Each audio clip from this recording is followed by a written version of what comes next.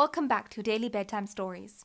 Tonight's story is Giraffes Can't Dance by Giles Andrea and Guy Parker Reeves.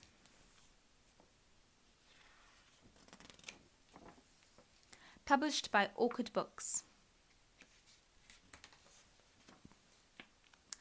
Gerald was a tall giraffe whose neck was long and slim, but his knees were awfully bendy and his legs were rather thin. He was very good at standing still and munching shoots of trees, but when he tried to run around, he buckled at the knees.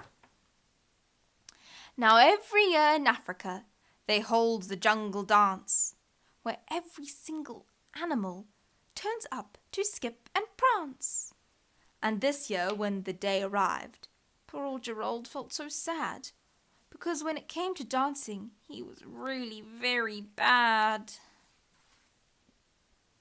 The warthogs started waltzing, and the rhinos rock and rolled. The lions danced a tango, which was elegant and bold.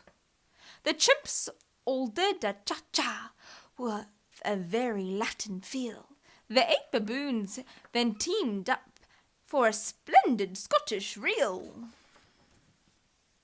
Gerald swallowed bravely as he walked towards the floor, but the lions saw him coming and soon began to roar.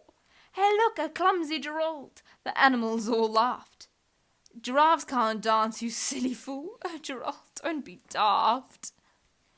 Gerald suddenly froze up. He was rooted to the spot. "They're right," he thought. "I'm useless. Oh, I feel like such a clot." So he crept off the dance floor and started walking home.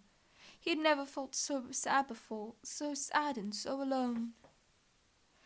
Then he found a little clearing and looked up at the sky. "The moon can be so beautiful," he whispered with a sigh. "Excuse me," coughed the cricket, who'd seen Gerald earlier on, "but sometimes when you're different, you need a different song. Listen to the swaying grass and listen to the trees. To me the sweetest music is those branches in the breeze. So imagine that lovely moon is playing just for you. Everything makes music if you really want it to." With that the cricket smiled and picked up his violin. Then Gerald felt his body do the most amazing thing. His hooves had started shuffling, making circles on the ground. His neck was gently swaying, and his tail was swishing round. He threw his arms out sideways. He swung them everywhere. Then he did a backward somersault and leapt up in the air. Gerald felt so wonderful, his mouth was open wide. "I am dancing, yes, I am dancing, I am dancing," Gerald cried. Then one by one each animal who'd been there at the dance arrived while Gerald boogied on and watched him quite entranced. They shouted, "It's a miracle! It must be a dream! Gerald's the best dancer that we've ever seen!" "How is it you can dance like that? Please, Gerald, tell us how." But Gerald simply twizzled round and finished with a bow. Then he raised his head and looked up at the moon and stars above. "We can all dance," he said, "when we find the music that we love." The end. Sleep tight and don't let the bedbugs bite.